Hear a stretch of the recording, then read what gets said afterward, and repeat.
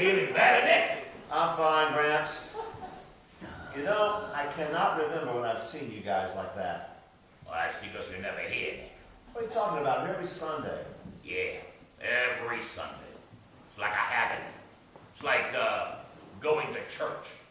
You're never here, Nick. Gramps, tell me another story. No, I can't tell stories like nuns. No, I want to hear one that's true. Tell me, what was it like to leave your family? Well, you want to know that, Nick? Well, he was a fisherman, right? Why did he make you leave? You know the problem with old stories, Nick? You tell them, and then you realize that people don't change. People do the same things over and over again. When I was a little boy, every Christmas morning, out on the cobblestones in town, it would appear this sea of vendors. Their carts filled with this big, beautiful toys. And what I remember most were the colors. Bright reds, and greens, and orange, like a rainbow of toys. And on Christmas morning, my father would take me down into the streets. We'd go to the first cart. I'd point to some big, beautiful toy, while he would point to some little one. And he would shake his head and nod, and we'd move on. Then we'd go to the next cart. I'd pick another big, beautiful toy. My father would shake his head again, and we'd move on.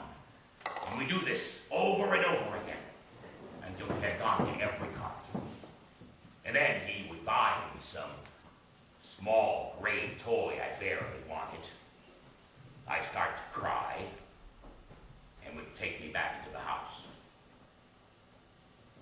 I always resented him for that. I hated him for that. Then, when I was 14, my father put me on a boat to America and said, "Goodbye, that's where you're gonna live." I was 14. God, I hated him for that too. Anyway, shortly after that, he got tangled up in a net that was being thrown in the water. His head hit the side of the boat, and they never found him. 8 years from the day that he sent me away, I returned to my hometown so that my mother and my sister can meet my new family. It was during the holidays. And on Christmas morning, I carried your mother in my arms. We went down into the streets, and there they were, all the vendors, like they never left, with all their big, beautiful toys. And every one that your mother pointed at, I bought for her. Then when we returned to the house with our arms filled with these rainbow of toys, my mother took one look and said, "That is what your father wished he could have done." But we barely had enough money to buy food on Christmas. That's why he had to send you away, so that you can make for yourself a life that he can never give you. All this time, I thought my father was some kind of a bastard who didn't want to give me anything. As it turns out, he was giving me everything he had.